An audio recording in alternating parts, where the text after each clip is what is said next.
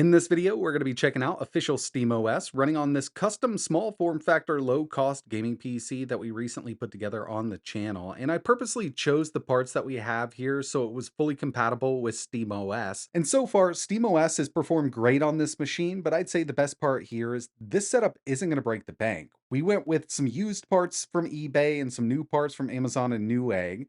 All in, I'm at like $427 with this setup, but I did opt for a little more RAM and storage, so you can bring that price down to a little under $400 for a setup like this. And we were also able to keep it relatively small form factor. We didn't want to build a giant tower over here. This case here does support a mini ITX or a micro ATX, and we went with micro ATX due to pricing. I mean, they do come in a little cheaper, but it fits inside of this unit.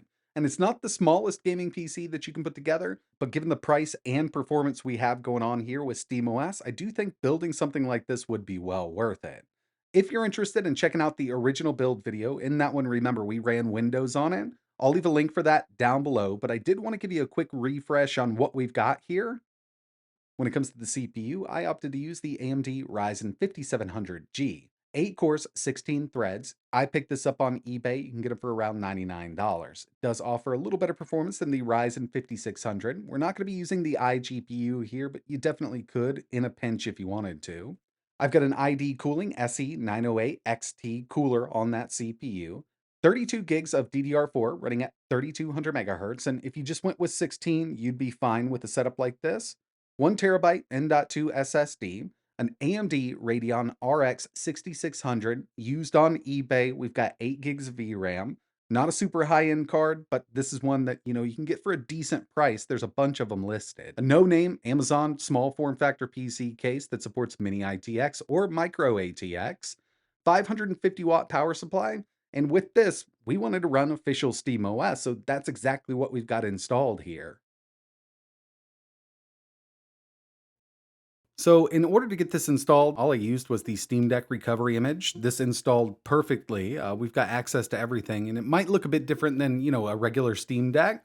And that's because I've got Decky installed over here with CSS Loader. So we can basically make this look any way we'd like. You can go through, download themes. Don't have any extra plugins installed because I didn't need them. You could use a third-party TDP controller for something like this, but since it's a desktop, we don't need to worry about battery life, so we're just going to let it go as high as it can. Using an Xbox controller here, from the side menu, obviously, we've got our performance overlay here. I'm on a 120 hertz monitor. You can disable that frame limiter. We've also got VRR support as long as your monitor supports it. Half rate shading. TDP and manual GPU control is not working here with this. We've got that RX 6600, so we're just going to kind of let it go up. And stock TGP, which is 100 watts. Still, with it set up like this, I'm seeing some really good performance. Checking out from here, SteamOS Hollow, 3.713. So we're on official SteamOS here.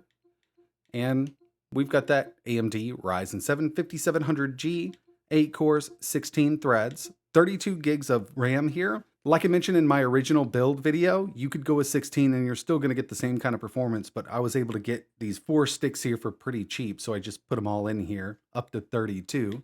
And of course, the AMD Radeon RX 6600 with 8 gigs of VRAM. I've said it before, but I do consider the RX 6600 and XT a 1440p high card with some FSR. Or if you don't mind playing at 1080, you've got 1080 Ultra across the board. And same kind of goes here for SteamOS. A couple of these games did seem to perform a little better over here than they did in Windows, and then a couple of them performed a bit worse.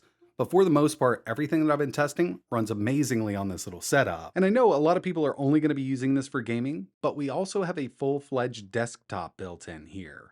You can use it just like any other operating system, and if you've used Windows, you should be able to get the hang of this really quickly.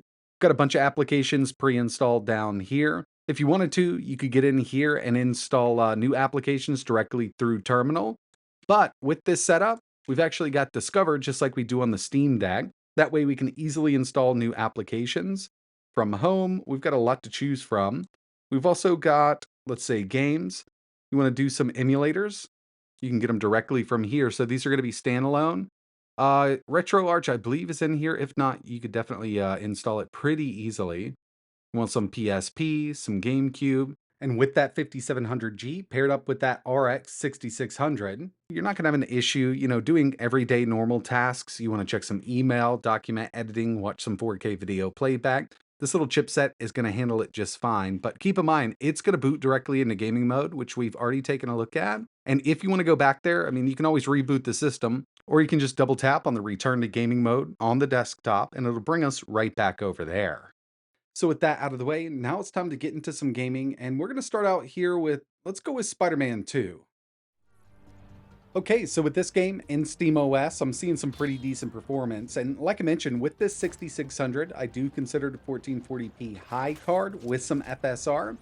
So with Spider-Man 2, we're at 1440p high, and instead of using FSR, I like using the built-in IGTI scaler set to balanced. This game runs great in SteamOS on this setup here, but again, we're not at 1440p Ultra. If you want to run this at Ultra, you will have to drop it down to 1080, but I still think this looks great and it's playing just fine. Next up, Doom the Dark Ages 1080p medium settings with FSR set to balance. This game does have ray tracing on by default, just a harder game to play, and I really do hope we get some more optimizations. Now we've got a few updates here and there, and it seems to be performing a lot better here in SteamOS, but I think they could do a bit better.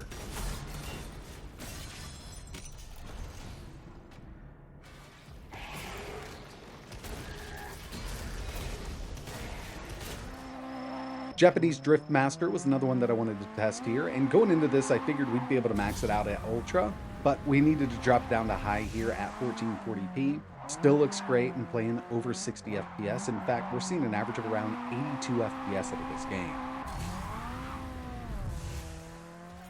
I love me some Ratchet and Clank, so here's Rift Apart at 1440p high with FSR set to balance. I actually thought we may need to add some frame gen here, but it wasn't necessary with this setup. And for the most part, we're over 90 FPS on average with this game, even when there's a ton of particle effects on screen. So I'd say, yeah, this one's really playable.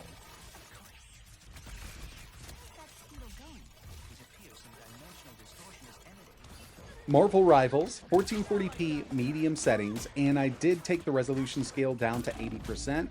This is one of those games that actually performs much better in Windows on the same setup than it does in SteamOS, but it doesn't mean it's not playable, because with the settings I'm using here on this PC, we're getting over 80 FPS on average, and a lot of people do play these esports games at 1080. With it set up at 1080, you can get over 120.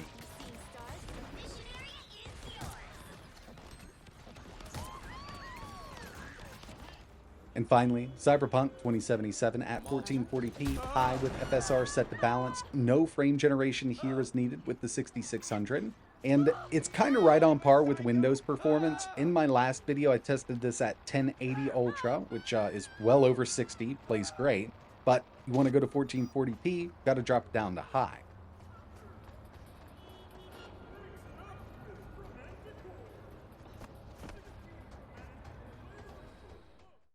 Last thing I wanted to talk about here were CPU and GPU temps, and with all of my testing here, the side panel was on. And remember, for that CPU, we've got that ID Cooling SE908XT. It does work really well for this 5700G. Average CPU temps while gaming were 56 degrees Celsius, and the maximum that I saw was 64, so we're nowhere near thermal throttle, and this whole system actually stays pretty quiet. GPU temps were also looking good with an average of 67 and a maximum of 73.